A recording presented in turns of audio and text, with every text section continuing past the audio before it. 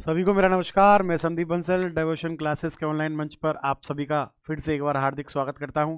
और आज फिर से साइंस से संबंधित एनटीपीसी के लिए जो महत्वपूर्ण 500 क्वेश्चंस की सीरीज लगातार चली जा रही है उसका आज थर्ड सेशन है, टेस्ट नंबर 3, जिसमें हम 51 से लेकर 75 नंबर तक के 25 क्वेश्चन 25 क्वेश्चंस को डिस्कस करने वाले हैं, जिसके अंदर वही सेम अपना क्राइटेरिया है, फिजिक्स केमिस्ट्री बायोलॉजी तीनों से संबंधित क्वेश्चंस को मर्ज किया गया है। चलिए, बायलिंगुअल है, हिंदी इंग्लिश दोनों में मिला के। चलिए शुरू करते हैं। और टेस्ट नंबर 3 का सबसे पहला सवाल ये रहा आपके सामने। What is the work of the lens in और आईज? क्या कह रहा है क्वेश्चन हिंदी में? हमारी आंखों में लेंस का काम होता है। 4 ऑप्शन है। कवरिंग द आईज, आंखों को ढकना। Sending signals of images to the brain, मस्तिष्क को छवियों के संकेत भेजना। Changing the focal distance of the eye, option C आंख की फोकस दूरी को बदलना। और option D protecting eyes from injury, चोट से आंखों की सुरक्षा करना। यदि आपको क्वेश्चन का सही जवाब देना है, टिक करना है, तो बताइए पहले कि क्या आप इसका टिक करोगे आंसर। थोड़ा सा लॉजिक लगाइए। लेंस की बात कर रहा है तो एक बात बताइए, लेंस से अपन आंखें ढकते हैं क्या? नहीं ढकते। तो क्वेश्चन का आंसर पहला तो वैसे ही गलत हो गया कि कवरिंग ऑफ द आईज का मतलब ही नहीं है, वो तो पलकों से ढकी जाती है आंखें। और एक देखो, चोट से आंखों की सुरक्षा करना, लेंस का चोट से इंजरी से कोई लेना देना है ही नहीं, तो अपना फोर्थ ऑप्शन भी क्या हो गया? गलत हो गया। अब बच्चे दो, कंफ्यूजन जो होता है बाय डिफॉल्टली वो दो ही जगह होता है। Option B sending signals of images to the brain, मतलब कि मस्तिष्क को छवियों के संकेत भेजना। या option C changing the focal distance of the eye, आंख की फोकस दूरी को बदलना। यहां पर गड़बड़ी मत कर देना, याद रखना यहां इस क्वेश्चन का सही जवाब जो होगा वो आंख की फोकस दूरी को बदलने से तात्पर्य रहेगा। लेंस कभी भी सिग्नल्स जो हैं वो ब्रेन को नहीं भेजता। ये जो दूसरा वाला किया जाता है ना काम, ये किया जाता है दृष्टि तंत्रिकाओं के द्वारा। किसके द्वारा? दृष्टि तंत्रिकाओं द्वारा, या इंग्लिश में क्या कहते हैं उनको? हम ऑप्टिक नर्व्स कहते हैं, ऑप्टिक नर्व्स। तो ये जो ऑप्टिक नर्व्स होती हैं, ये जो ऑप्टिक नर्व्स होती हैं, ये लेकर जाती हैं ब्रेन तक इंफॉर्मेशन को, इमेज की इंफॉर्मेशन को, प्रतिबिंब की सूचना को, संकेत को। लेंस नहीं भेजता। तो याद रखना, लेंस का काम क्या है? अपनी आंख पता क्या है? ऑटो फोकस होती है, मतलब eyes are the auto focal.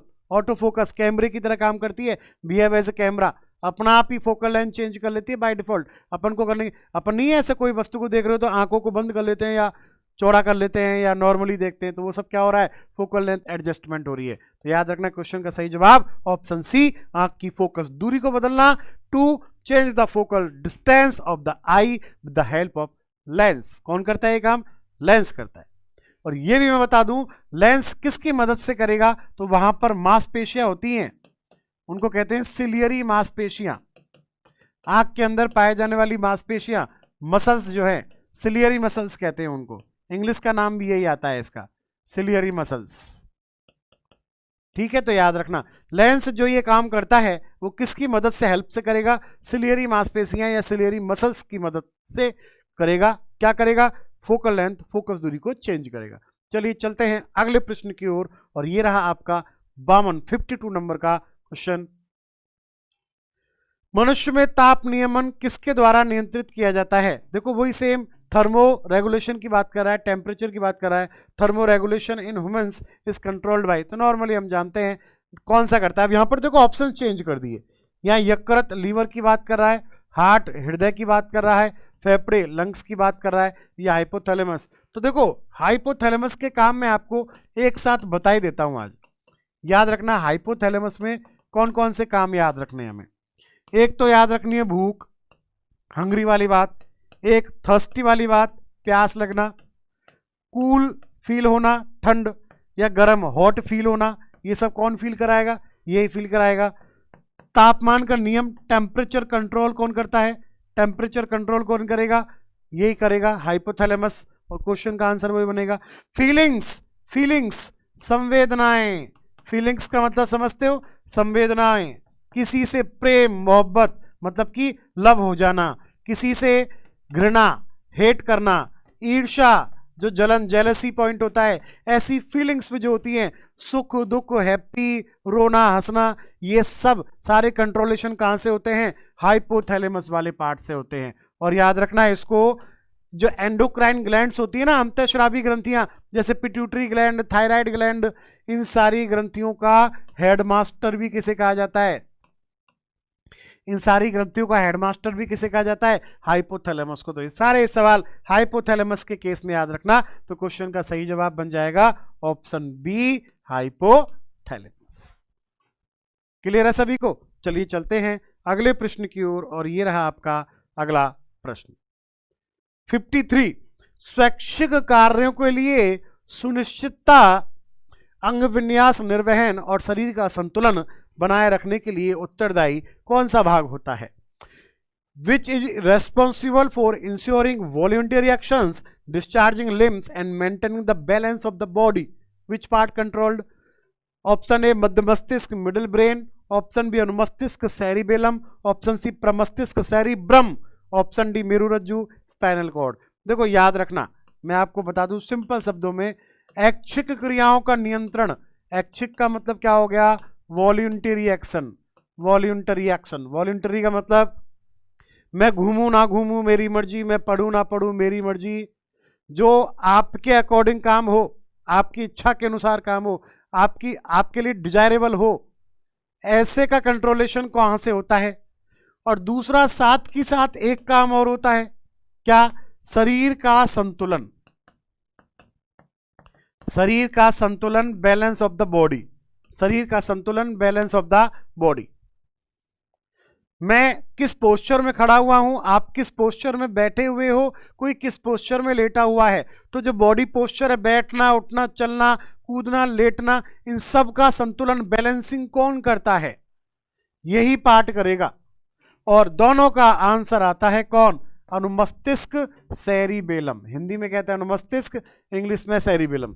तो चलना, बैठना, उठना, कूदना, बॉडी का बैलेंस मेंटेन करना, झुकना, ये सब कंट्रोलेशन किसके पास है? सेरिबेलम, अनुमस्तिष्क। आपने अक्सर देखा होगा जो शराबी लोग होते हैं, बहुत जो मोहब्बत करते हैं शराब से, मदरा से, दारू से, जिनको दारूबाज हम बोल देते हैं, वो शराब पीकर लड़खड़ा जाता है, अनबैलेंस्ड हो जाता है, गिर जाता है, उसको उठाओ तो हमको भी गिरना पड़ता है साथ। उसको उठाएं तो अपना बैलेंस क्या होता है? बॉडी का अनबैलेंस हो जाता है उसकी बॉडी का। क्यों?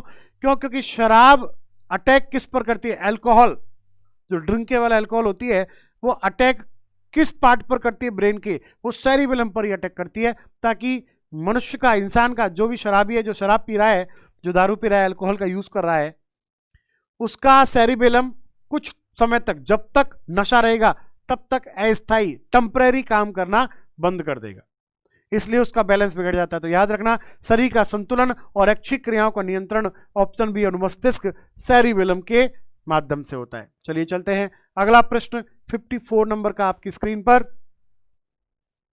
दिल की फुसफुसाहट, मरमर से क्या पता चलता है? मर मर मर, कभी बड़ी माइन्यूट सी अगर किसी के हार्ट से आवाज आ रही है ऐसी, जैसा फॉर एग्जाम्पल मान लो आपके घर की खिड़की है, गेट है, विंडोज वगैरह, तो अपन खोलते हैं, पुराने हो जाते हैं, जंग लग जाती है, धूल भर जाती है, तो वो क्या करते हैं? चर मर की सी आवाज आती है।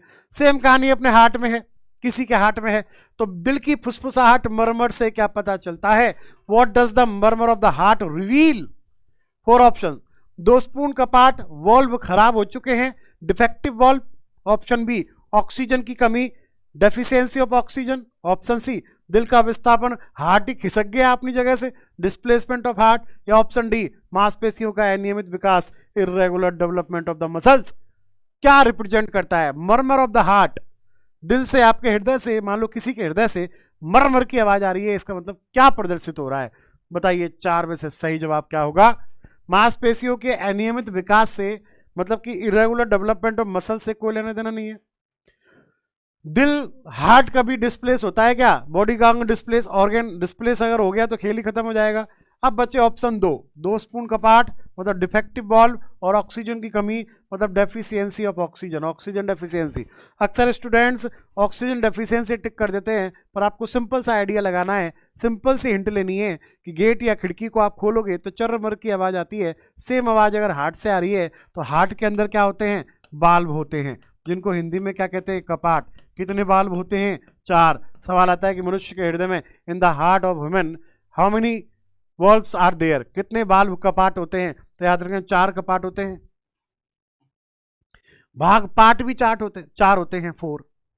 तो अगर इनमें कोई दिक्कत हो जाती है तो फिर मर्र मर्र की आवाज आती है। इसका मतलब क्वेश्चन का सही जवाब क्या हो जाएगा, 2 स्पून कपाट, ऑप्शन ए डिफेक्टिव वॉल्व, कि कपाट जो है, वाल्व जो है वो खराब हो गया। कभी कभी आपने सुना होगा किसी का वाल्व ट्रांसप्लांटेशन हुआ, वाल्व की सर्जरी हुई, तो आर्टिफिशियल वाल्व लगाना पड़ता है। अगर वो खिड़की, वो कपाट, वो वाल्व अपने हृदय का, हार्ट का खराब हो जाए किसी के का।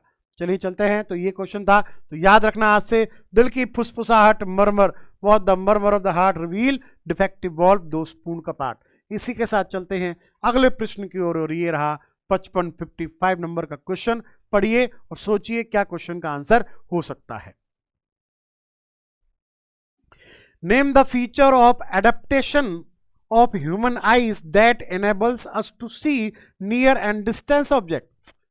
पास की और दूर की वस्तुओं को देखने के लिए मानव आंखों की अनुकूलन की विशेषता को क्या कहा जाता है?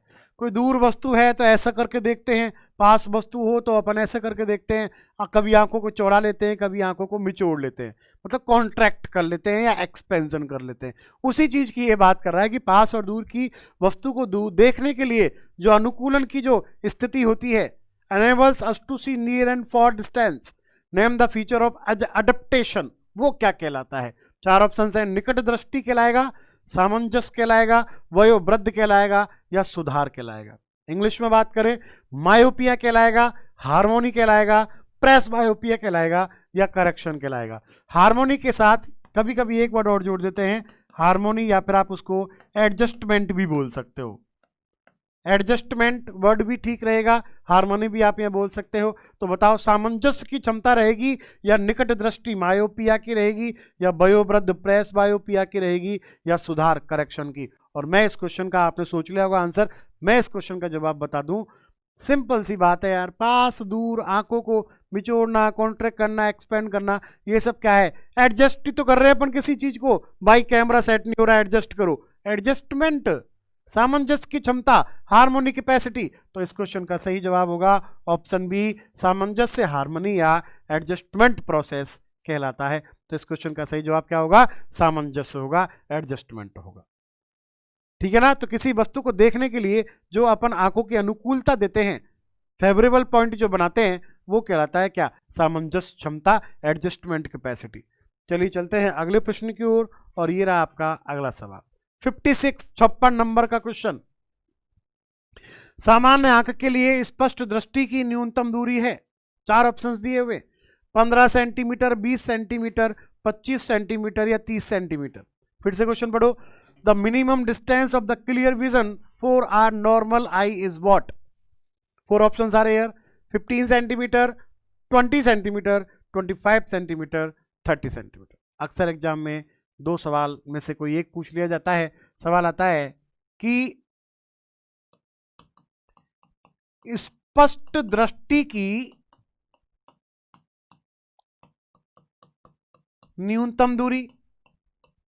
स्पष्ट दृष्टि का मतलब क्या है? न्यूनतम दूरी मतलब minimum distance, minimum distance of, English में बोलोगे क्लियर विजन।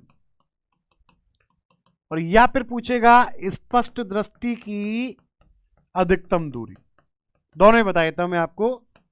स्पष्ट दृष्टि की अधिकतम दूरी, maximum distance of the clear vision, maximum distance, न्यूनतम। याद रखना इस क्वेश्चन का जवाब होता है 25 सेंटीमीटर। अक्सर गलती इसी में कर जाते हैं, जल्दीबाजी में 25 मीटर को टिक कर देते हैं, वो नहीं करना। 25 सेंटीमीटर, और अधिकतम कोई मायने नहीं रखती। आंसर बनता है अनंत, इनफाइनाइट, अनडिफाइंड। सूर्य, तारे, सन, सोलर, ये जितने भी होते हैं अपने नक्षत्र वगैरह, इन सबको भी अपन देख लेते हैं, चाहे छोटे देखें लेकिन देख तो पाते हैं। तारे वगैरह भी देख लेते हैं। तो जो मैक्सिमम डिस्टेंस है वो डिफाइन नहीं कर सकते, तो अधिकतम दूरी का आंसर तो इनफाइनाइट, अनंत बनेगा। लेकिन मिनिमम डिस्टेंस से मतलब क्या है? मान लो आपके हाथ में रजिस्टर है, किताब है, आप बुक को पढ़ पा रहे हो, अब उस बुक को धीरे धीरे धीरे धीरे धीरे धीरे बिल्कुल आंख के पास लाओ। जैसे आप पास लाओगे तो अक्षर आपको उड़ते हुए दिखाई देंगे, अक्षर सारे उड़ जाएंगे, आपको कुछ भी समझ में नहीं आएगा, धुंधला धुंधला अनक्लियर दिखाई देगा। क्योंकि आप ऑब्जेक्ट को, वस्तु को आंख से 25 सेंटीमीटर की रेंज में ले आए, अंदर की तरफ ले आए, जो कि कैपेबल नहीं है आंख के लिए। तो कम से कम डिस्टेंस आपको कितने मेंटेन करके चलनी है? 25 सेंटीमीटर। तो क्वेश्चन का सही जवाब होगा स्पष्ट दृष्टि की न्यूनतम दूरी, minimum distance of the clear vision for a normal eye, option C 25 centimetre. तो क्वेश्चन का जवाब हो जाएगा 25 सेंटीमीटर। क्लियर है? बहुत बार आए हुए सवाल है ये। चलिए चलते हैं अगले प्रश्न की ओर, और ये रहा आपका अगला सवाल 57 नंबर। जब कोई व्यक्ति केवल नजदीक होने वाली वस्तुओं को ही देख पाए तो इस स्थिति को क्या कहा जाता है? When a person can see only near objects, this situation is called. 4 options are here, 4 विकल्प दिए हुए। दूरदृष्टि दोष मीन्स हाइपरमेट्रोपिया, दृष्टि वैषम्यता मीन्स अस्टिग्मेटिज्म, निकट दृष्टि दोष मीन्स मायोपिया, दृष्टि पटल विकृति मीन्स रेटिनोपैथी। बताइए क्या इस क्वेश्चन का, इस प्रश्न का सही जवाब आपके मायने में क्या होगा? फिर से पढ़िए क्वेश्चन। केवल नजदीक होने वाली वस्तुओं को ही देख पाए। देखो 2 चीजें होती हैं, एक होता है निकट दृष्टि दोष, जिसे इंग्लिश में कहा जाता है, लिखा हो ना मायोपिया, और एक होती है दूरदृष्टि दोष, जिसको कहते हैं क्या? हाइपरमेट्रोपिया। तो देखो पहला वर्ड जो है ना निकट, पहला वर्ड वो क्या करेगा? वो स्पष्ट क्लियर को दिखाता है। तो निकट दृष्टि दोष का मतलब नियर की जो है, मतलब पास की जो वस्तु है वो तो कैसी रहेगी? स्पष्ट रहेगी, क्लियर रहेगी। और जो दूर की, फार जो ऑब्जेक्ट है, दूर की वस्तु, वो दिखाई नहीं देगी या कैसी रहेगी? धुंधली रहेगी। और इसका अपोजिट हो जाता है, इसमें दूर वर्ड दे रखा है, तो क्या होगा? दूर मतलब फार जो ऑब्जेक्ट रहेगा ना, दूर वाली, वो तो क्या रहेगी? यहाँ पे स्पष्ट क्लियर रहेगी। और जो पास की नियर वाली है, नियर वाली, वो क्या रहती है? खराब, वो दिखाई नहीं देती, पास की नजर कमजोर हो जाती है। तो यहां पर क्या आएगा? धुंधली। अब क्वेश्चन क्या कह रहा है? नजदीक होने वाली वस्तुओं को देख पा रहा है, मतलब नजर कौन सी खराब है? विजन कौन सा क्लियर नहीं है? फार विजन क्लियर नहीं है। तो पास की तो स्पष्ट क्लियर और दूर की धुंधली खराब। इसका मतलब ऑप्शन क्या बन गया? निकट दृष्टि दोष, option C myopia is the correct answer. और याद रखना, इसको ये भी पूछ लेता है टू रिमूव द, मतलब कि इसका तरीका क्या है, सॉल्यूशन क्या है, रिमूव कैसे करोगे? तो निकट दृष्टि दोष में कौन सा लेंस होता है? अवतल लेंस इस्तेमाल होता है। अवतल लेंस को इंग्लिश में क्या कहते हैं? कॉनकेव। क्या बोलते हैं इसको हम? Concave lens. और अगर ये वाली हो हाइपरमेट्रोपिया, इसको दूर करने के लिए कौन सा लेंस यूज होता है? उत्तल लेंस यूज होता है। उत्तल लेंस को इंग्लिश में क्या कहते हैं? कॉन्वेक्स लेंस का इस्तेमाल होता है। याद रखना, निकट दृष्टि दोष अवतल लेंस कॉनकेव से दूर होता है, और दूर दृष्टि दोष हाइपरमेट्रोपिया को रिमूव करना है तो कौन सा स्पेक इस्तेमाल करते हैं? वहां पर उत्तल लेंस होता है, मतलब कि कॉन्वेक्स लेंस का यूज होता है in the case of hypermetropia, और in the case of myopia कौन सा होगा? अवतल कॉनकेव लेंस होगा। चलिए चलते हैं अगले प्रश्न की ओर, 58 नंबर का सवाल। निम्न में से कौन सा आंख का एक विकार है? Which of the following is a disorder of eye? 4 दे रखे हैं, साइनस, पीलिया, गठिया, निकट दृष्टि दोष। इंग्लिश की बात करें, साइनस, जॉइंडिस, अर्थराइटिस, मायोपिया। मतलब आंख से संबंधित, a disease related to, a problem related to eye, आंख से संबंधित। तो देखो साइनस श्वसन, रेस्पायरेशन से रिलेटेड है। पीलिया लीवर से रिलेटेड है, लीवर से, यकृत से। अर्थराइटिस बोन्स, हड्डियों से रिलेटेड है। और मायोपिया अभी अभी तो हमने पढ़ा किससे रिलेटेड है? आंख से रिलेटेड है। तो कभी कभी ऐसे पहचान भी करवा लेता है कि बताओ कौन किससे रिलेटेड है। तो ये भी चीज आपको खास तौर पर याद रखनी पड़ेगी कि इस क्वेश्चन का सही जवाब जो होगा वो कौन सा होगा? मायोपिया होगा। Option D, correct answer is option D, निकट दृष्टि दोष, आंख से संबंधित एक विकार। चलिए चलते हैं अगले प्रश्न की ओर, और ये रहा 59वें नंबर का सवाल। मानव रक्त, अब ब्लड से संबंधित, रिलेटेड टू ब्लड क्वेश्चन है। मानव रक्त प्लाज्मा में प्राय पानी की प्रतिशत मात्रा में कितनी भिन्नता होती है? इंग्लिश में क्या बोल रहा है? How much variation is there in the percentage of water in human blood plasma. बताओ साहब क्या आंसर होगा? ह्यूमन ब्लड प्लाज्मा में कितने प्रतिशत होगा पानी? देखो, ब्लड की बात करें, रक्त की बात करें, तो दो पार्ट से फॉर्मेशन होता है। एक पार्ट तो कहलाता है प्लाज्मा, जो कि कैसा भाग होता है? तरल। तरल का मतलब क्या हो गया? Liquid form. और एक पार्ट इसका होता है कणिकाएं। कणिकाएं का मतलब क्या हो गया? कार्पल्स। कार्पल्स जो होती हैं रक्त के अंदर। अब देखो, कार्पल्स तो अपने पास तीन हो गई, आरबीसी होती है, डब्ल्यूबीसी होती है और प्लेटलेट्स होते हैं। वी नो दैट, हम जानते हैं अच्छे से। और प्लाज्मा में दो चीजें होती हैं, एक होता है वाटर और एक होते हैं ठोस कार्बनिक अकार्बनिक सब्सटेंस। सॉलिड कार्बनिक और अकार्बनिक सब्सटेंस, पदार्थ। कार्बनिक और अकार्बनिक पदार्थ होते हैं। अब देखो, सबसे पहले परसेंटेज की बात करते हैं। ब्लड में 55% तो कौन होता है? प्लाज्मा। 45% कौन होता है? कणिकाएं।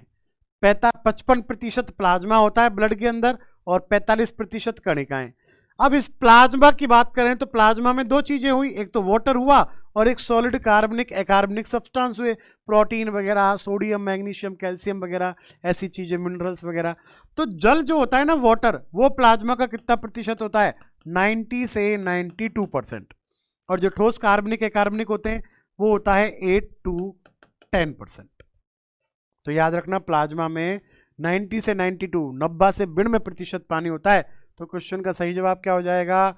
ऑप्शन डी, 90 से लेकर 92%। How much variation is there in the percentage of water in human blood plasma. तो अपना आंसर बन जाएगा क्या?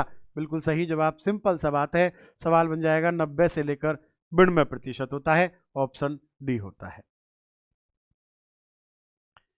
क्लियर है सभी को? ये क्वेश्चन तो परसेंटेज वगैरह याद रखना। चलिए चलते हैं अगले क्वेश्चन की ओर, और ये रहा नेक्स्ट क्वेश्चन। निम्न में से कौन सा अनुमस्तिष्क के बारे में सही नहीं है? ब्रेन के अनुमस्तिष्क पार्ट की बात कर रहा है।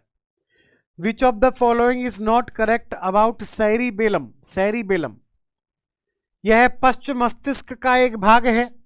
It is a part of the hind brain. क्या ये सही है? करेक्ट और नॉट? ऑप्शन बी है, मस्तिष्क के पश्च क्षेत्र में स्थित होता है। It is located in the posterior region of the brain. Option C, यह मस्तिष्क का काफी छोटा भाग, लगभग 25% होता है। It consist of it is a very small part of the brain, about 25%। और फोर्थ क्वेश्चन क्या कह रहा है? फोर्थ ऑप्शन क्या कह रहा है? इसमें तीन भाग होते हैं, दो पार्ट्स अनुमस्तिकीय गोलार्ध कहलाते हैं और एक केंद्रीय वर्मिक्स। इंग्लिश में बात करें तो it consist of 3 part, 2 lateral cerebellar hemisphere and a midline join called the vermis. बताओ, सिंपल सा ये पूछ रहा है, एक एक ऑप्शन को लेकर चलो तब क्लियर होगा। क्वेश्चन क्या है? रिलेटेड टू सेरिबेलम अनुमस्तिष्क। पहला सवाल, अनुमस्तिष्क जो होता है सेरिबेलम, वो किस पार्ट में होता है? फोर ब्रेन, मिड ब्रेन या हिंड ब्रेन? अग्र मस्तिष्क, पश्चिम मस्तिष्क, अग्र मस्तिष्क, मध्य मस्तिष्क या पश्चिम मस्तिष्क? तो ये जो होता है ना अनुमस्तिष्क, ये किस में होता है? पश्चिम मस्तिष्क में होता है। पश्चिम मस्तिष्क का मतलब क्या हो गया? Hind brain. तो ये बैठा भी कहाँ होगा? पीछे वाले भाग में बैठा होगा। अब पढ़ो ऑप्शन। यह मस्तिष्क का एक पश्च भाग है, बिल्कुल सही कह रहा है ऑप्शन है। यह मस्तिष्क के पश्च क्षेत्र में स्थित है, बिल्कुल सही बात है। पश्च पीछे वाले भाग में तो है, पोस्टीरियर में। यह मस्तिष्क का काफी छोटा भाग है, लगभग 25%। नहीं, यह मस्तिष्क का दूसरा सबसे बड़ा भाग होता है। फर्स्ट बड़ा मतलब the highest part, largest part of the brain कौन होगा? वो होता है प्रमस्तिष्क, सेरिब्रम।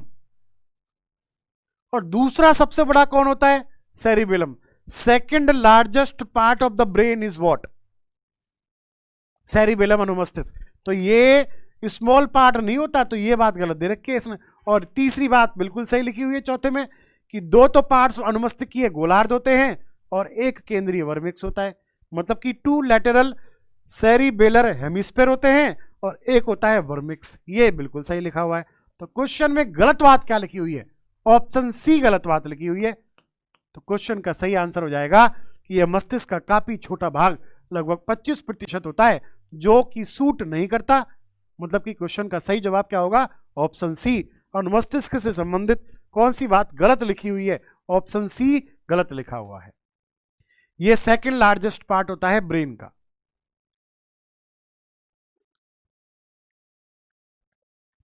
तो ये था आपका 60 नंबर का क्वेश्चन। चलिए चलते हैं 61 नंबर पे। मानव मस्तिष्क में ध्वनि का संवेदन कितनी देर तक बना रहता है? क्या कहना चाह रहा है क्वेश्चन? मानव मस्तिष्क में ध्वनि का संवेदन कितनी देर तक बना रहता है? मतलब क्या कहना चाह रहा है? How long does the perception of sound in the human brain last? जैसे मैं बोल रहा हूं और आप मुझे सुन पा रहे हैं, तो आपके कान से जब ये आवाज आपके मस्तिष्क तक पहुंचेगी तो मस्तिष्क पर उसका प्रभाव, इफेक्ट ऑन द ब्रेन कब तक बना रहेगा, ये कहना चाह रहा है। 4 ऑप्शन हैं: 0.1 second, 0.001 second, 10 second, 0.2 second. How long does the perception of sound in the human brain last? मानव मस्तिष्क में ध्वनि का संवेदन कितनी देर तक बना रहता है? तो मैं आपको बता दूं, क्वेश्चन का आंसर होगा 1/10 सेकेंड, 1/10 सेकेंड, मतलब कि 10th part of the 1 second. तो यहाँ पर आप इसको कैसे लिख सकते हो? 0.1 सेकेंड। तो इस क्वेश्चन का, प्रश्न का सही जवाब होगा ऑप्शन ए, 0.1 सेकेंड। सेकेंड के 10वें भाग तक 1/10, 1/10 सेकेंड तक रहता है परसेप्शन जो रहता है साउंड का। तो इस क्वेश्चन का सही जवाब हो जाएगा 0.1 सेकेंड। क्लियर है सभी को? चला जाए आगे। चलते हैं अगले प्रश्न की ओर। और ये रहा 62 नंबर का सवाल। हीलियम को छोड़कर सभी नोबल गैस में सबसे बाहरी कोश में कितने इलेक्ट्रॉन होते हैं? फिर से पढ़ो सवाल। हीलियम को छोड़कर सभी नोबल गैस में सबसे बाहरी कोश में कितने इलेक्ट्रॉन होते हैं? इंग्लिश में पढ़िए। How many electrons are there in the outermost shell of the all noble gas except helium? 10, 4, 6, 8। चलिए मैं आपको बताता हूं इसका पूरी कहानी। देखो, इनको नोबल बोलो, चाहे आप इनको उत्कृष्ट बोलो, चाहे आप इनको निष्क्रिय बोलो, चाहे आप इनको अक्रिय बोलो, चाहे आप इनको इनर्ट बोलो, और सब की सब गैसियस फॉर्म में होती हैं। कौन कौन सी होती हैं? Helium, neon, argon, krypton, xenon, radon, ये सारी जो हैं वो नोबल गैसेज होती हैं। और ये सब की सब आती हैं 18th ग्रुप में। कौन से ग्रुप में? मॉडर्न पीरियोडिक टेबल के 18वें नंबर का जो वर्ग है, 18वां वर्ग, उसमें बैठी हुई हैं सारी की सारी। अब देखो क्या होता है, जैसे हीलियम की बात करें, हीलियम का एटॉमिक नंबर होता है 2। नियोन कितना होता है? फ्लोरीन नियोन का होता है 10। आर्गन कितने पे चला गया? Sodium, magnesium, aluminium, silicon, phosphorus, chlorine, sulphur, chlorine, argon 18 पे चला गया। इस तरह से इनके एटॉमिक नंबर है। अब होता क्या है, जब इनका इलेक्ट्रॉनिक कॉन्फ़िगरेशन भरना होता है, जैसे हीलियम का क्या बन जाता है? 1s2। इसका क्या बनता है? 1s2, 2s2, 2p6, ऐसे इसका बन जाता है। तो इन सब में क्या होता है? हीलियम को छोड़ दो, हीलियम के आउटर मोस्ट में कितने? 2। बाकी सब के आउटर मोस्ट में कितने होते हैं? 2 + 6 8। इसके भी आउटर मोस्ट में 8 8 8। इसे कहते हैं ऑक्टेट। क्या कहते हैं इसको? ऑक्टेट। जब बाह्य कोश में आउटर मोस्ट सेल में 8 इलेक्ट्रॉन पूरे हो जाएं तो वो धातु या धातु जो भी तत्व है वो बोलता है कि मेरा जीवन का काम कंप्लीट हो चुका है, मुझे ना किसी से लेना ना किसी को देना, ना मैं किसी का काम करूंगा ना कोई मेरा काम करेगा, मैं स्थायी हो चुका हूं, स्टेबल हो चुका हूं। इसलिए इनका नाम पड़ गया अक्रिय, निष्क्रिय, इनर्ट, नोबल, नकारे, कुछ काम नहीं आने वाले, कोई काम नहीं करते ये, किसी से इनकी रिएक्शन, एक्शन, रिएक्टिविटी है ही नहीं। तो याद रखना, एक हीलियम के आउटर मोस्ट में होते हैं 2, बाकी जितनी भी गैसेज हैं सबके आउटर मोस्ट में कितने होते हैं? 8। और एक बात और बता दूं, जिनके भी आउटर मोस्ट में 8 इलेक्ट्रॉन्स होते हैं उनकी संयोजकता बैलेंसी कितनी होती है? उनकी संयोजकता बैलेंसी कितनी होती है? याद रखना, ऑलवेज रिमेंबर, 0 0 होती है। बैलेंसी का मतलब क्या होता है? इलेक्ट्रॉन लेना, इलेक्ट्रॉन देना, एक्सेप्ट करना इलेक्ट्रॉन्स को, गेन करना और लॉस करना। अब मेरे तो 8 पूरे हैं, ना मैं लॉस करूंगा ना गेन करूंगा, तो मेरी बैलेंसी 0। तो जितनी भी नोबल गैसेज हैं सबकी बैलेंसी 0 होती है। सबके आउटर मोस्ट सेल में 8 इलेक्ट्रॉन होते हैं एक्सेप्ट हीलियम। हीलियम के में 2, क्योंकि एटॉमिक नंबर ही बेचारे का 2 है, तो एटॉमिक नंबर 2, परमाणु क्रमांक 2 है। तो हीलियम के जो संयोजी इलेक्ट्रॉनों की संख्या होगी या आउटर मोस्ट सेल में इलेक्ट्रॉन होंगे मैक्सिमम, वो 2, बाकी सारे नोबल गैस में 8। तो क्वेश्चन का सही जवाब जाता है ऑप्शन डी 8। क्लियर है? तो फिर से रिपीट कर दूं, हीलियम के आउटर मोस्ट में बाह्यतम कोष में संयोजी इलेक्ट्रॉन कितने होंगे? 2, बाकी सब नोबल गैसेज में 8, और सब की सब जितनी भी नोबल गैसेज है सबकी बैलेंसी या संयोजकता कितनी होती है? 0 0 होती है। और पता है हर तत्व चाहता है कि मैं नोबल बन जाऊं। अपन के पास में अगर मान लो 20 25 30 करोड़ आ जाए तो अपन तो आराम से बैठ के खाएं, अपन क्यों काम करें? वही वाली बात है। चलिए चलते हैं अगले प्रश्न की ओर, और ये रहा आपका अगला सवाल 63 एक तत्व का इलेक्ट्रॉन विन्यास 282 है, तो तत्व का नाम क्या होगा? Electronic configuration of an element is 282, name the element. बताइए क्या होगा? इलेक्ट्रिक कॉन्फ़िगरेशन को हमेशा ऐड कर दिया करो। कैसे करोगे? इन तीनों को ऐड कर दो, जो भी देना उन सबको ऐड कर दिया करो। तो 282 को ऐड करोगे तो कितना आएगा? 2 + 8 + 2 कितना हो गया? 8 10 और 2 12। किसका एटॉमिक नंबर 12 होता है? सोडियम मैग्नीशियम का होता है। तो 282 लिख दिया उसने। तो क्यों? क्योंकि ये इलेक्ट्रॉनिक कॉन्फ़िगरेशन का मतलब क्या है? Number of electrons in the different orbits, different subcells, अलग अलग कोष उपकोष में इलेक्ट्रॉनों की संख्या, वही होता है। और एटॉमिक नंबर परमाणु क्रमांक क्या होता है? जो इलेक्ट्रॉनों की संख्या है या जो प्रोटॉनों की संख्या है वही तो परमाणु क्रमांक एटॉमिक नंबर होता है। तो इन सबको ऐड करेंगे तो 8 और 2 10 और 2 12, 8 + 2 10 + 2 12। 12 किसका होता है? Magnesium. Correct answer is what? Magnesium. Option C magnesium.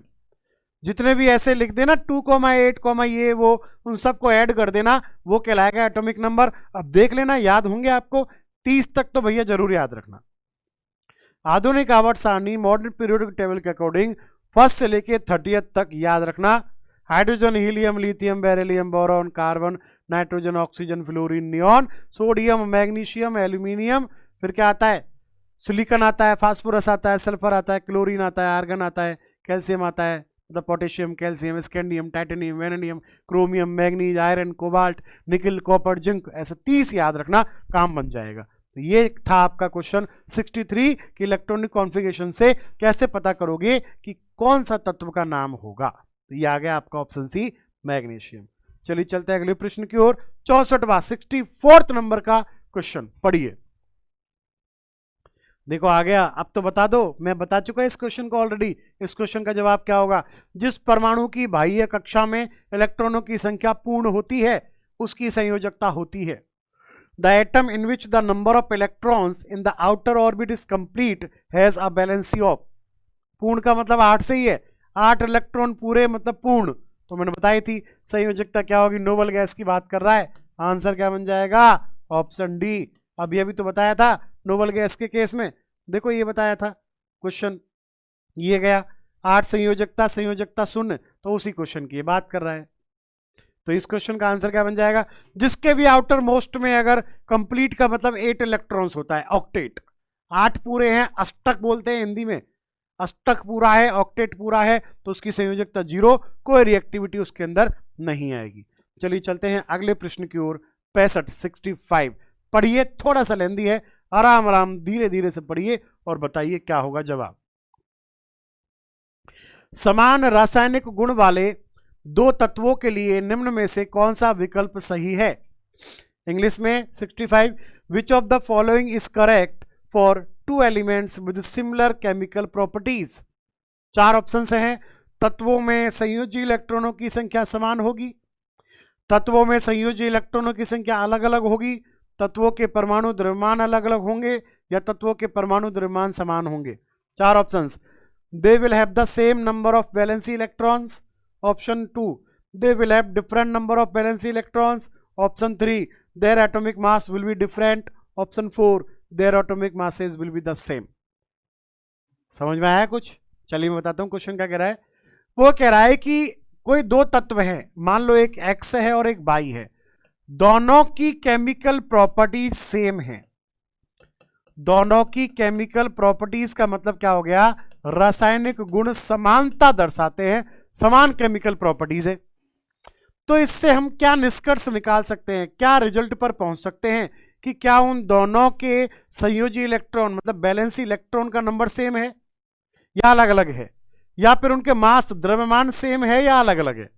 बताइए क्या होगा। तो याद रखना, रासायनिक गुणों का द्रव्यमान मास से कोई लेना देना नहीं होता, चाहे वो समान हो द्रव्यमान चाहे अलग हो। तो द्रव्यमान का तो कोई लेना देना है नहीं। 2 ऑप्शन तो गए, इन दोनों में से एक आंसर बनेगा। आप सोचो क्या लगा सकते हो, सिंपल सी बात है। अभी भी तो बताया था कि अगर संयोजी इलेक्ट्रॉन सेम है, जैसे कि सबके 8 हो गए, तो संयोजकता 0 हो गई, सारी नोबल गैसेज की प्रॉपर्टी एक जैसी हो गई, कोई काम नहीं करेगा, निष्क्रिय सक्रिय रहेगा, नॉन रिएक्टिव रहेंगे। तो ऐसे यहां पर यह है कि भाई अगर बाह्यतम कोष में संयोजी इलेक्ट्रॉन का मतलब क्या होता है? बाह्यतम कोष में इलेक्ट्रॉनों की संख्या, number of electrons in the outermost shell is called as the valencies electron.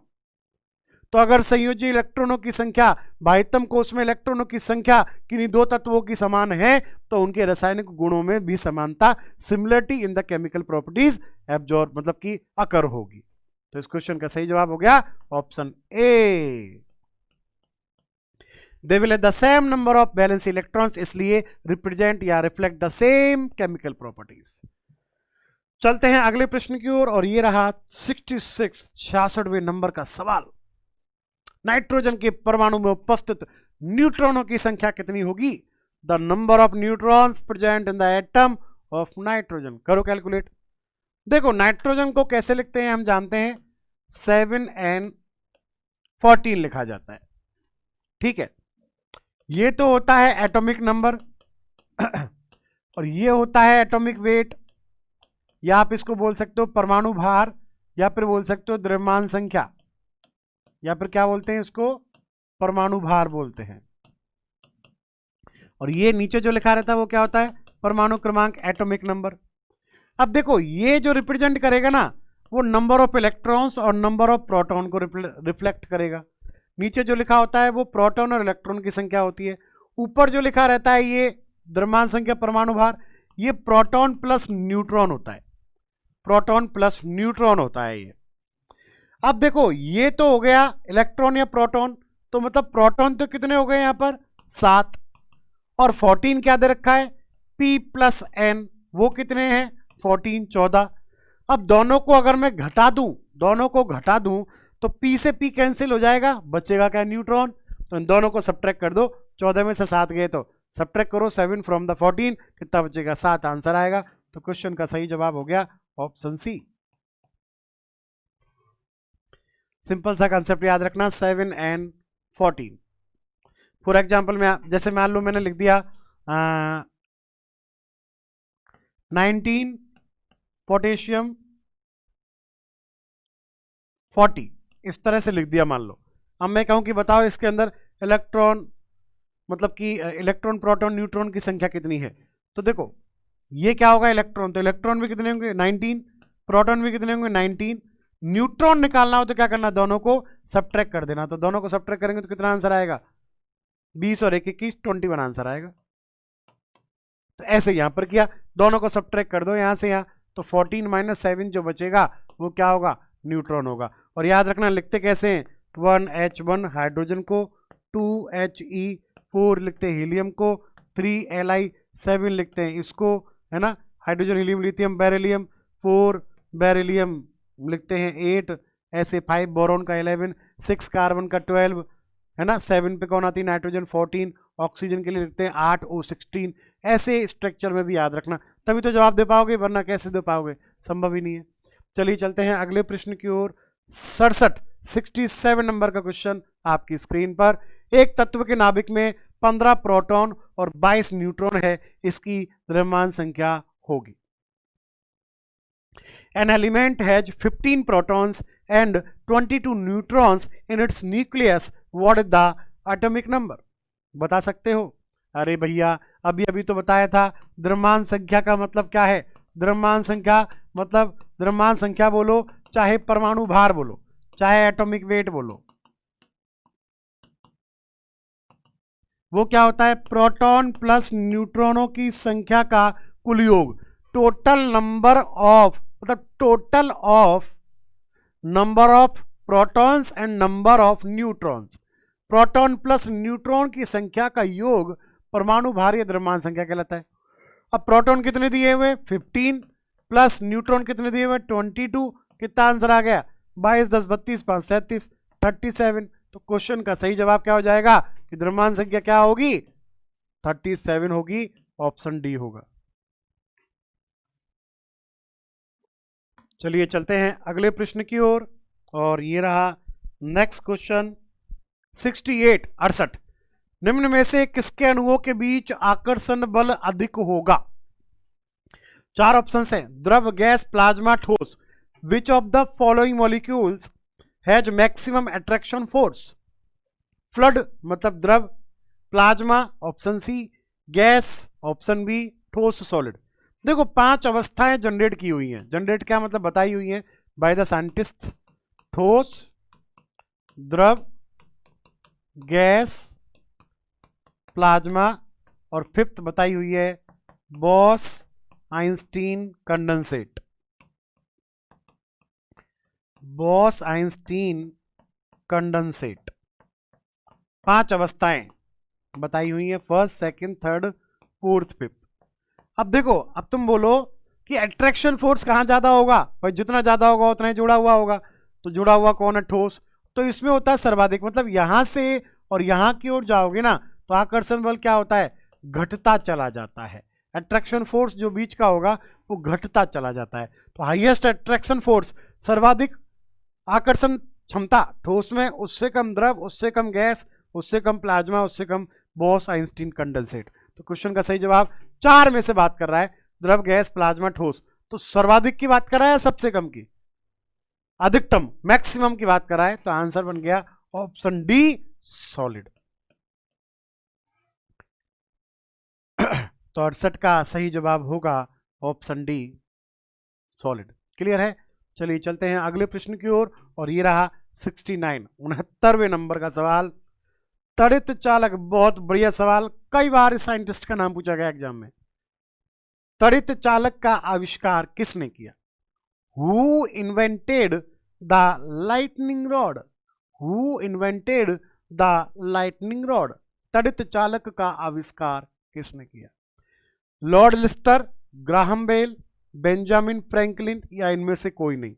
Option A English में same, Lord Lister, Benjamin Franklin, Graham Bell, none of these. तो ये तो आपको, इसमें तो मैं क्या लॉजिक समझाऊं, बस आपको याद रखना है। तड़ित चालक क्या होता है? आपने अक्सर देखा होगा, कोई किसी बहुत बड़े हाई, बहुत ही लेंथ के टावर पे, बहुत ज़्यादा ऊंचा है, या कोई 20 25 30 माले की बिल्डिंग है, इमारत है, कोई मॉल है, तो वहां एकदम टॉप पे एक रॉड सी लगा देते, लंबी सी। वो क्या करती है कि गलती से, खुदा ना खास्ता, अगर आसमान में बिजली कड़क गई और वो बिजली नीचे गिर गई तो हादसा हो सकता है। तो वो क्या करती है, जैसी बिजली आती है ना तो वो लाइट को अट्रैक्ट कर लेता है रॉड, और वो लाइट उसमें से होके, और उसका कनेक्शन होता है ग्राउंड में, तो सीधे ग्राउंड में चली जाती है। बिल्डिंग पर कोई इफेक्ट नहीं होता, कोई एक्सीडेंटल केस नहीं होता, कोई करंट का केस नहीं होता। यह काम आता है लाइटनिंग रॉड, तड़ित चालक। और बनाया किसने था? साइंटिस्ट का नाम याद रखना, option B, Benjamin Franklin. Option B, scientist का नाम याद रखना। ग्राहम बेल आप जानते ही हो, टेलीफोन का आविष्कार किसने किया था? Graham bell.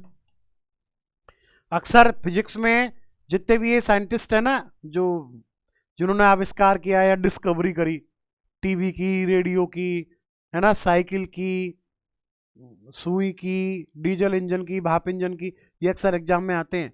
तो जरूर इनको एक बार देख के जाना, याद करके जाना। जैसे कि यह क्वेश्चन आ गया, तड़ित चालक का आविष्कार किसने किया? बेंजामिन फ्रैंकलिन ने किया। चलिए चलते हैं 70वां 70th क्वेश्चन, मनुष्य को ध्वनि कंपन की अनुभूति किस आवृत्ति सीमा में होती है? अपने कान की बात कर रहा है भाई। In which frequency range does a human feel a sound vibration? 4 option है, 0 to 5 हर्ज, 0 से 5 हर्ज, 6 से 10 हर्ज, 11 से 15 हर्ज, 20 से 20,000 हर्ज। 0 to 5 हर्ज, 6 to 10 हर्ज, 11 to 15 हर्ज, 20 to 20,000 हर्ज। अब देखो साउंड के 3 टाइप्स होते हैं। एक कहलाता है अवश्रव्य ध्वनि तरंगे, जिनको कहते हैं इंफ्रासोनिक। एक होती है श्रव्य ध्वनि तरंगे, जिनको कहा जाता है ऑडिबल। और एक होती है पराश्रव्य ध्वनि तरंगे, जिनको इंग्लिश में कहते हैं अल्ट्रासोनिक साउंड वेव, अल्ट्रासोनिक। इनकी रेंज होती है 0 to 5 हर्ज। इनकी रेंज होती है 0 से 20 हर्ज होती है, बाय मिस्टेक 0 से 20 हर्ज। ये होती है 20 से लेकर 20,000 हर्ज। और ये होता है 20,000 से मोर देन, अधिक। अब अपने जो ह्यूमन ईयर होते हैं, मनुष्य के कान, वो सेंसिटिव किस रेंज पर होते हैं? देखो 20,000 से ज्यादा हर्ज की फ्रीक्वेंसी, आवृत्ति, हर्ज हम नहीं सुन सकते। 0 से 20 के बीच की भी हम नहीं सुन सकते। श्रव्य, ऑडिबल, ऑडिबल सुनने योग्य, तभी तो नाम पड़ा श्रव्य। तो अपना आंसर बच जाता है 20 to 20,000। इसको कभी कभी बाय डिफॉल्ट एग्जाम में लिख दिया जाता है 20 kHz। तो याद रखना एक ही बात है, के का मतलब यहाँ क्या है? किलो, और किलो का मतलब कितना होता है? 1000 ही तो होता है, तो बन गया 20,000। तो 20 to 20,000 हर्ज बोलो, 20 से 20,000 हर्ज, चाहे 20 to 20,000 बोलो, 20 से 20 kHz, एक ही बात है।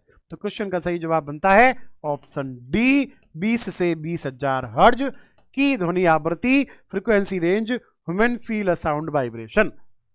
अपन 20 से 20,000 हर्ज के बीच की साउंड वेव्स को ही हियर कर सकते हैं, अदरवाइज नहीं कर सकते।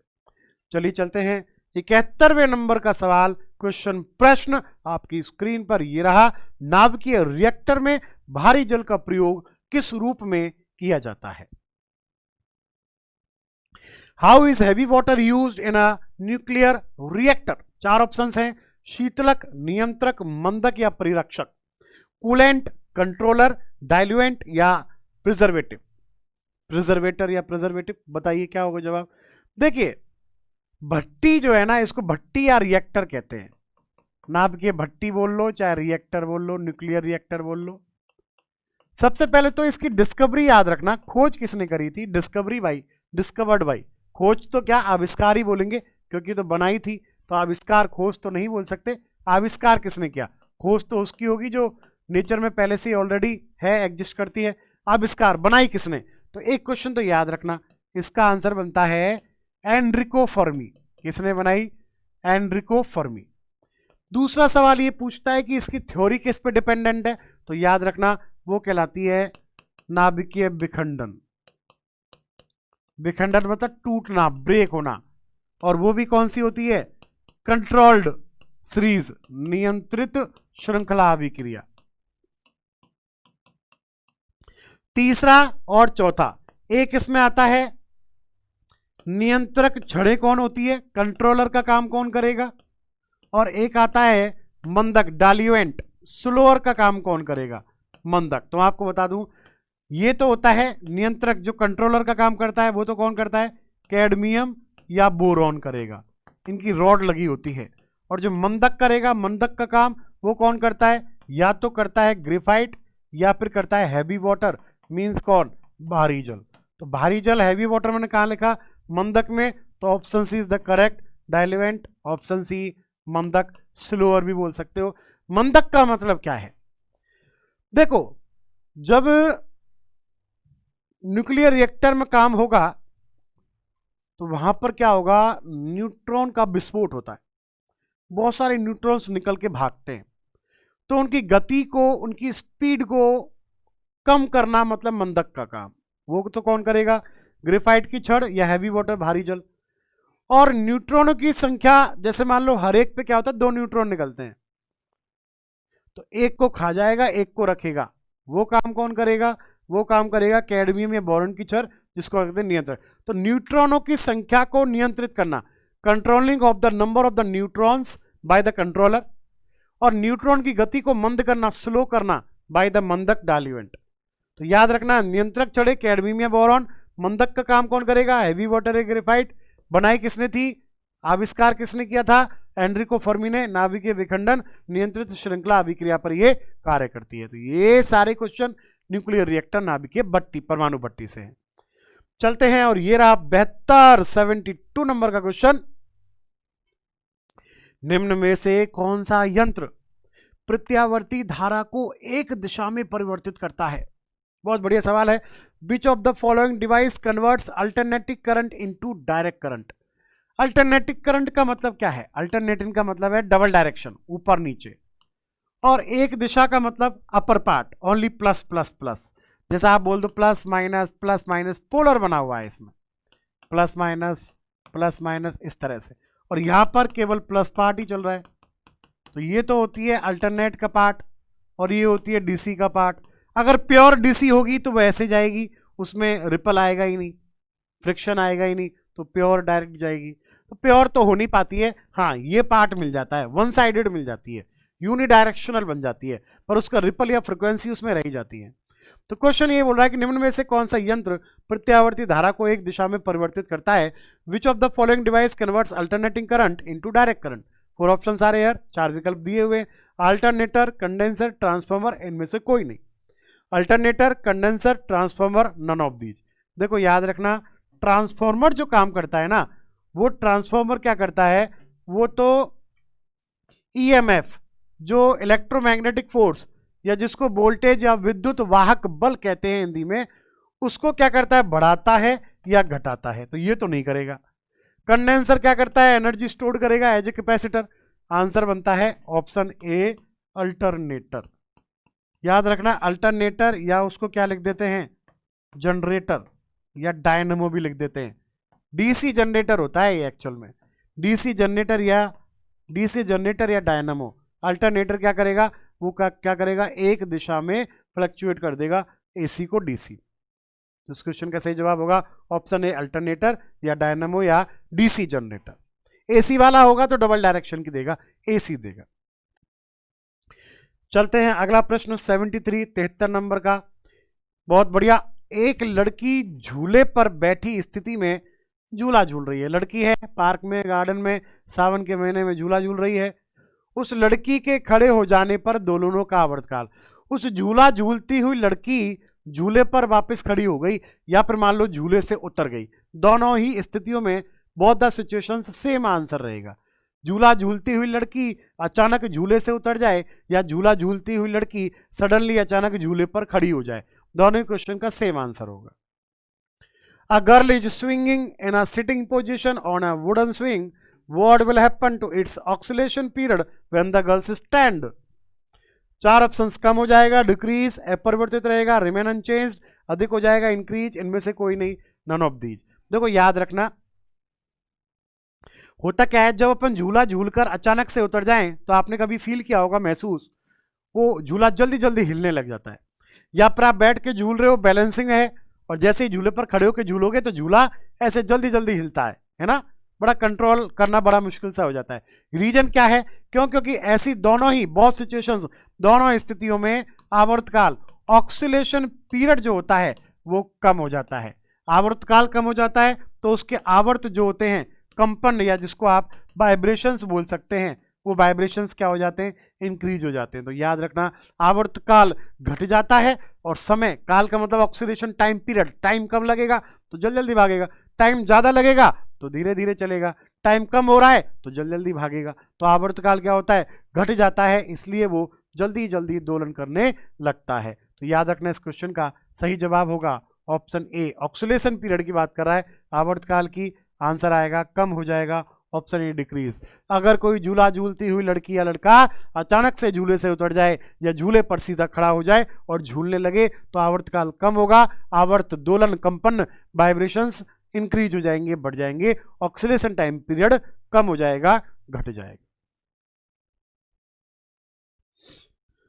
चलते हैं अगले क्वेश्चन की ओर और क्वेश्चन नंबर है 74, 74वां सवाल फिजिक्स से ही रिलेटेड सवाल है। कोई साइकिल सवार किसी मोड़ पर घूमना चाहता है, किसी सर्किल को चारों ओर घूमना चाहता है, तो वो क्या करेगा? बाहर की ओर झुकेगा, अंदर की ओर झुकेगा, आगे की ओर झुकेगा या बिल्कुल नहीं झुकेगा? जैसे बैठा था उसी पोस्चर में चलता रहेगा, गाड़ी चलाता रहेगा। तो if a bicycle rider turns at some point he tilts outward, tilts inward, bends forward, does not bend at all।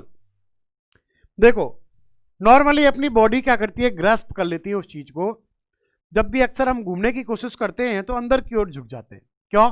क्योंकि हम जानते हैं कि जब कोई ऐसा सर्कुलर मोशन होगा तो एक फोर्स तो लगेगा अंदर की ओर, एक फोर्स लगेगा बाहर की ओर।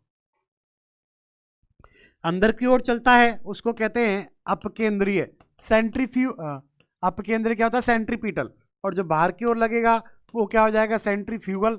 मतलब उसको कहते हैं अपकेंद्रीय हिंदी में। सेंट्रीफ्यूगल और सॉरी अंदर की ओर जो लगेगा वो अभिकेंद्रीय होता है, टुवार्ड्स द सेंटर। और आउटर द सेंटर क्या लगेगा? अपकेंद्रीय लगेगा, सेंट्रीफ्यूगल फोर्स लगेगा। तो अब बात ये आती है कि कभी भी सर्कुलर मोशन, वृत्ताकार गति तभी होगी जब अभिकेंद्रीय बल का मान बना रहे। और अभिकेंद्रीय कहां लगेगा? अंदर की ओर। इसलिए अपन क्या करते हैं? अंदर की तरफ ऐसे घूम रहे हैं तो अंदर की तरफ झुक जाते हैं ताकि वो फोर्स अंदर टुवार्ड्स द सेंटर जो लग रहा है वो बना रहे। तो क्वेश्चन का आंसर क्या रहेगा? टिल्ट्स इनवार्ड, अंदर की ओर झुकता है। Option B is the correct answer, अंदर की ओर झुकेगा। ये था आपका क्वेश्चन 74वां नंबर और टेस्ट 3 का 75वें नंबर का अंतिम सवाल 75th। ये रहा आपकी स्क्रीन पर 75 नंबर का सवाल। वॉशिंग मशीन का कार्य आधारित है, वॉशिंग मशीन का कार्य आधारित है उपकेंद्रण पर, विसरण पर, अपकेंद्रण पर या अपोहन पर। What is the working principle of a washing machine? Sedimentation, diffusion, centrifugation, dialysis. अभी मैं आपको बता रहा था कि अंदर की तरफ जो फोर्स लगेगा वो तो कौन सा होगा? सेंट्रीपिटल होगा। और बाहर की तरफ जो फोर्स लगेगा वो क्या हो जाएगा? सेंट्रीफ्यूगल होगा। इसको क्या कहते हैं हिंदी में? इसको कहते हैं अपकेंद्रीय बल। और ये कौन सा फोर्स होता है? ये होता है अभिकेंद्रीय बल हिंदी में। अब अक्सर आपने देखा होगा जब वॉशिंग मशीन में कपड़े घूमते हैं तो वो बाहर की तरफ फेंकता है पानी को। देखो याद रख लो, juicer, mixer, grinder, washing machine, दूध से क्रीम निकालने वाली मशीन, ये सब एक ही सिद्धांत पर काम करते हैं। और क्वेश्चन का आंसर हो जाएगा option C, centrifugation. Juicer, mixer, grinder और क्या बताया था? वॉशिंग मशीन, दूध से क्रीम निकालने वाली machine, works on the principle of centrifugation, अपकेंद्रण। और सवाल ऐसे आ जाए, एटम में, परमाणु में, नाभिक, न्यूक्लियस के चारों ओर इलेक्ट्रॉन चक्कर काट रहा है तो क्या टिक करोगे? अभिकेंद्रीय, सेंट्रीपिटल। सौर मंडल में, सोलर पैनल में सूरज के चारों ओर सारे प्लेनेट, ये जितने भी है, मरकरी, वीनस, नेपच्यून, सब चक्कर काट रहे हैं। कौन सा फोर्स? सेंट्रीपिटल, अभिकेंद्रीय बल के कारण। रस्सी में पत्थर बांध के रस्सी को घुमा रहे हो रॉप को, कौन सा फोर्स? अभिकेंद्रीय, centripetal force. किसी वृत्ताकार मार्ग पर सर्कुलर मोशन करनी है, कौन सा फोर्स रिक्वायर्ड है? सेंट्रीपिटल। लेकिन अगर उससे बाहर भागना है, सर्कुलर मोशन से बाहर भागना है, तो आउटवर्ड भागना है, तो अपकेंद्रण मतलब सेंट्रीफ्यूगेशन। तो वॉशिंग मशीन, दूध से क्रीम निकालने वाली मशीन और जूसर, मिक्सर, ग्राइंडर, ये सब किस पे डिपेंड करते हैं? अपकेंद्रीय, सेंट्रीफ्यूगेशन पे डिपेंड करते हैं। ये था आपका टेस्ट नंबर 3। टेस्ट नंबर 1 1 से 25, फिर 26 से 50, फिर 51, 51 से 75 हो चुके हैं। इस लेक्चर में 25 क्वेश्चंस इतने ही काफी रहेंगे। मिलते हैं टेस्ट नंबर 4 के सेशन में, के सीरीज में। तब तक के लिए धन्यवाद।